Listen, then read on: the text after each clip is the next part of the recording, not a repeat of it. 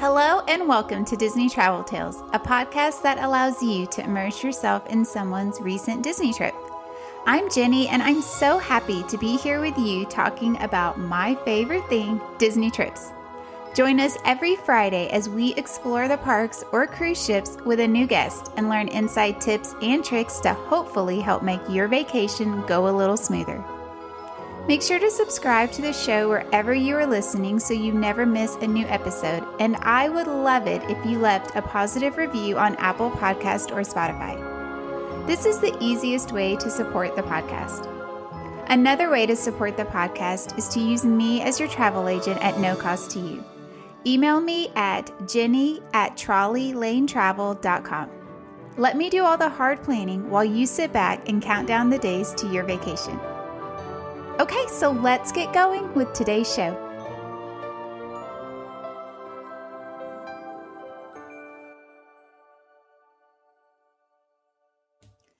Hello and welcome. You are listening to episode number 86. Can I first just say I cannot believe I'm recording episode 86. This truly feels surreal, and I'm just so excited that I will create 100 published episodes this year.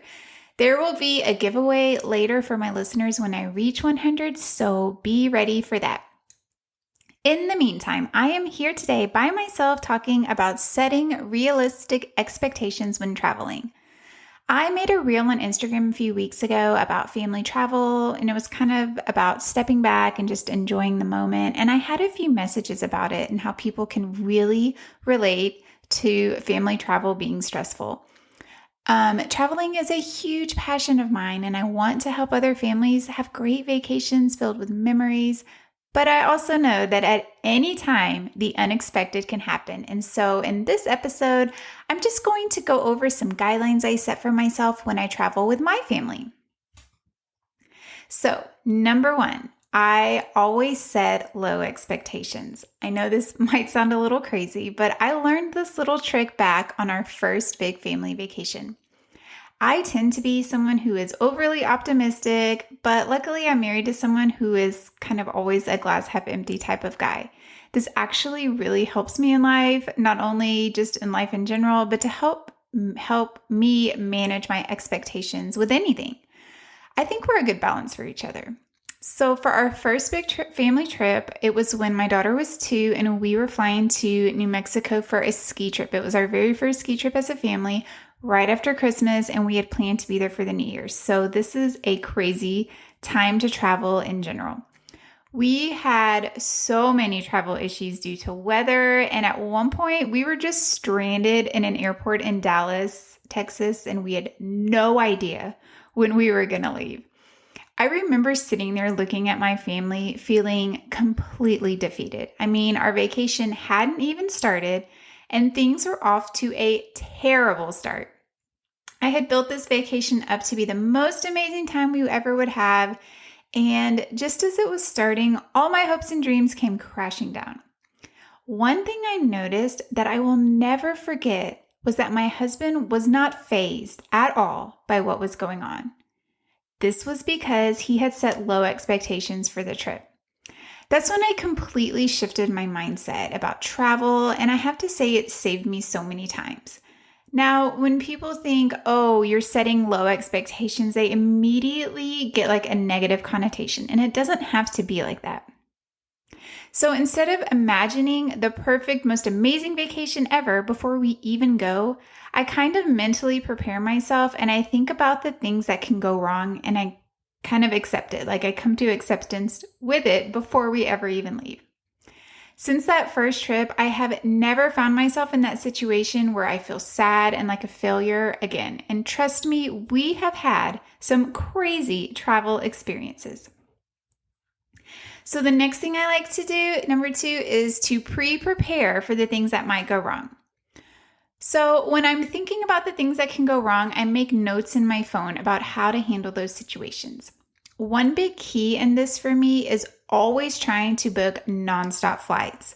We are lucky where we live that there are many places we can fly nonstop.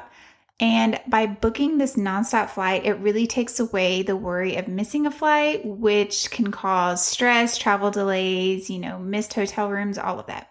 So booking a nonstop flight helps me prepare for never having to worry about missing a flight.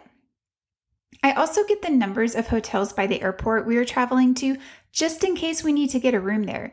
Again, you never know what's going to happen, especially when you're flying. And so I just like to have that information on hand. So if the problem arises, I'm good to go. We've only had to do this one time. We've only had to stay at a hotel close to the airport once. But again, having it is great. And I don't know about you, and it could be different in every family, but I am the person everyone turns to in my family while we were traveling. I'm the one who makes the schedules. I'm the one who plans the trips for the most part. And so when something goes wrong, all eyes turn to me to fix it. And so by having these notes and being prepared, it really helps in these situations where I don't have to feel stressed. I don't have to feel overwhelmed. I'm already prepared. Another thing I like to do is to make note of the rental car places in the airport, just in case once we get there, we decide to rent a car.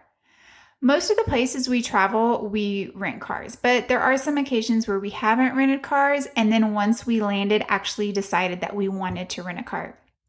And so just knowing what's offered at that airport, just in case we change our minds, you never know, it just helps a lot. And especially when you're flying into smaller airports, you're not really know ahead of time what's there unless you look at it. So my next guideline rule I like to live by is number 3.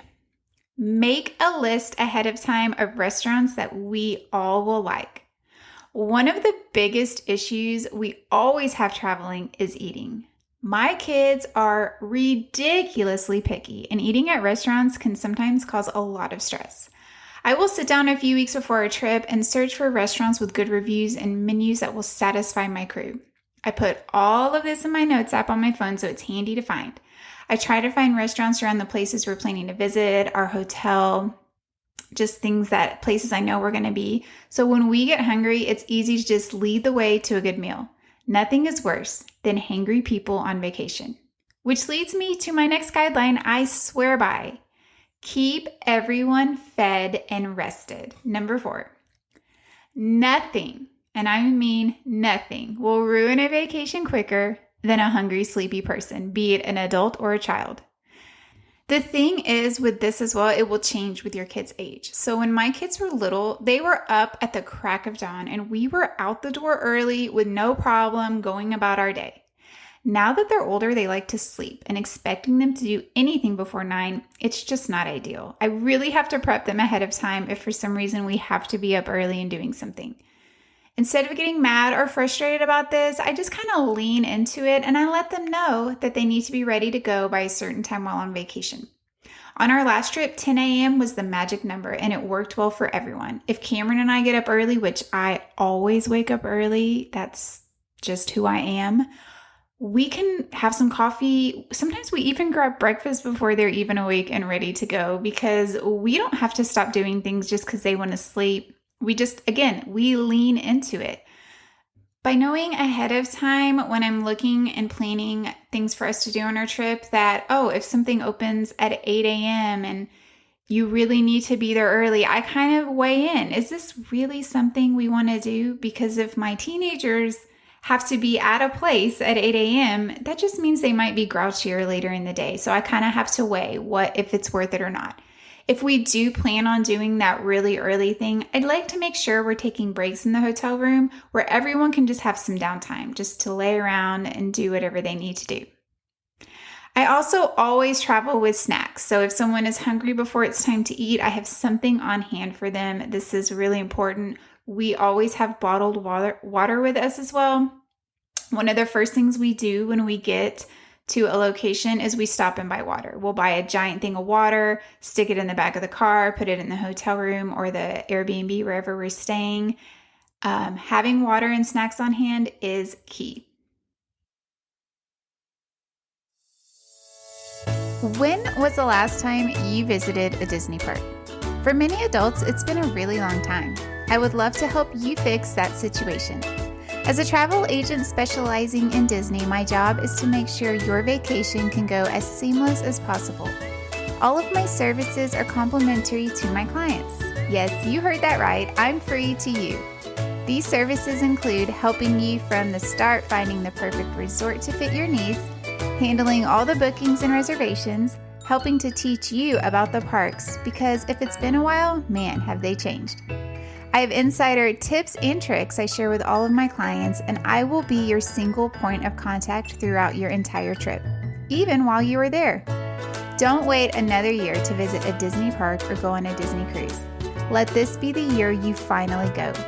Email me at jenny@trolleylanetravel.com to get the conversation started, or see the link in the show notes to fill out my quote form. All listeners that book a trip with me will receive a $20 gift card to use on their trip. Just make sure you say you heard this on the podcast. Okay, now back to the show.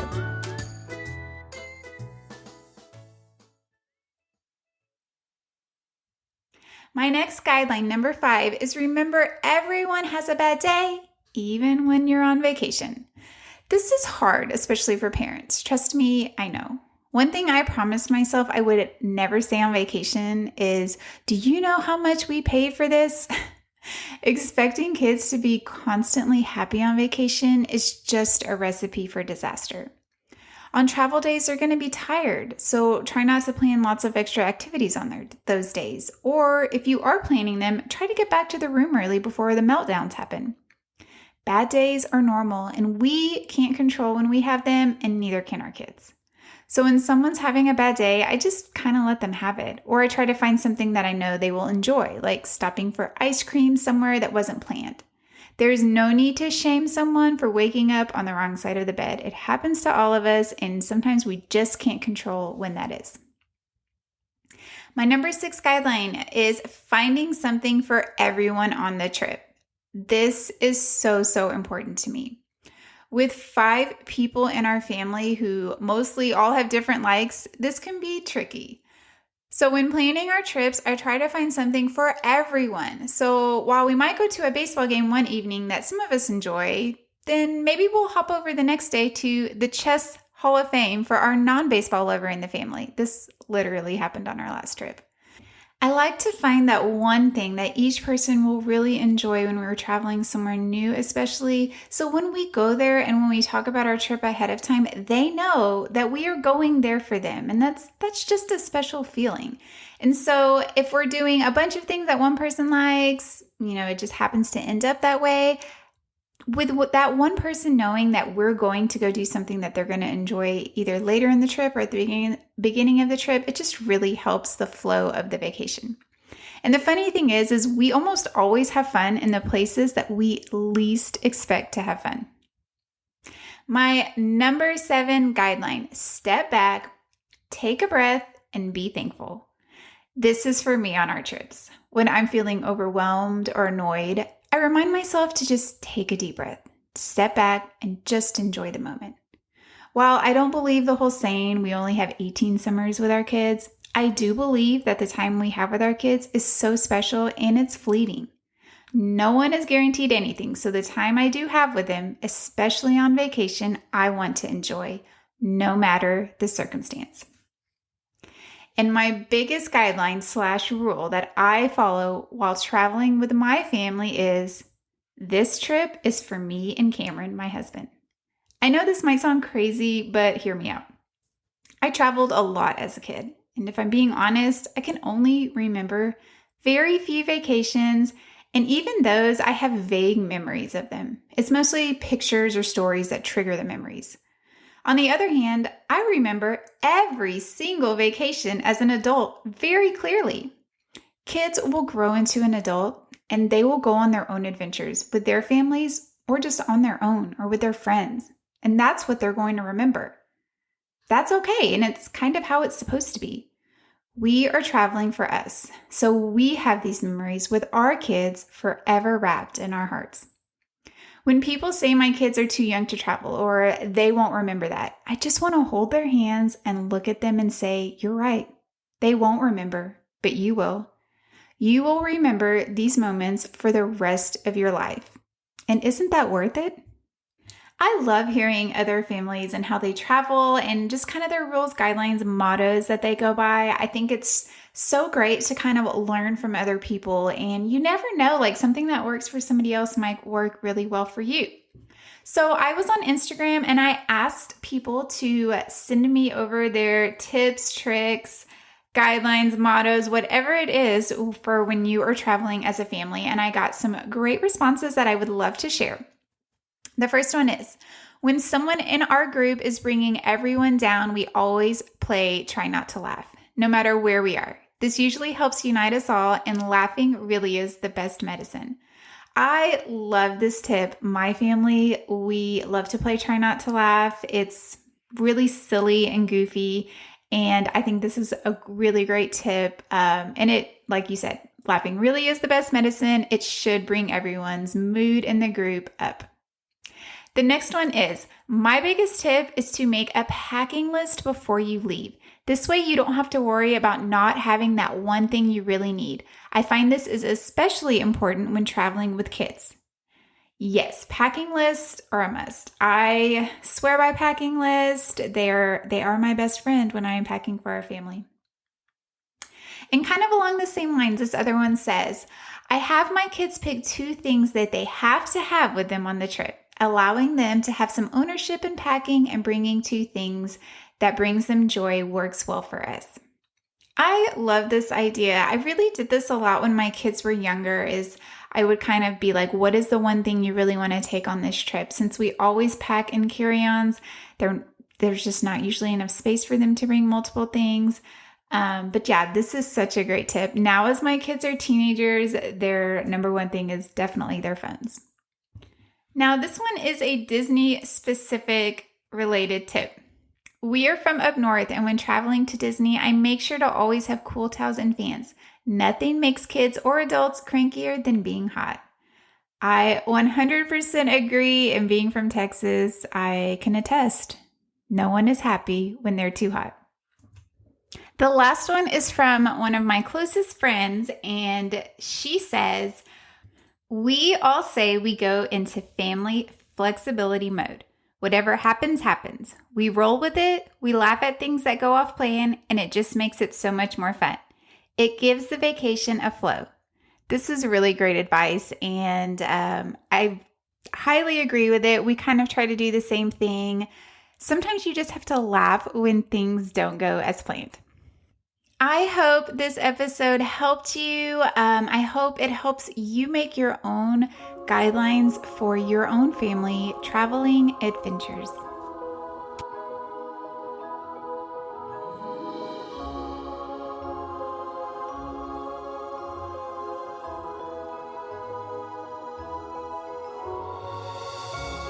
Thank you for listening today. I really appreciate you spending your time over here with us, and I hope this was just what you needed to hear today. I'm always looking for new guests for the podcast, so if you are traveling to any Disney park or cruise, see the show notes for more information about being on the show. Visit the show all around the web at DisneyTravelTales.com or find us on Instagram and Facebook at Disney Travel Tales. See pictures from the guests on their vacations. Plus, this is just a great way to stay up to date with all things related to the podcast and Disney travel in general. Join me next week with a brand new episode. So until then, this is Jenny, and may all your Disney travel dreams become a reality.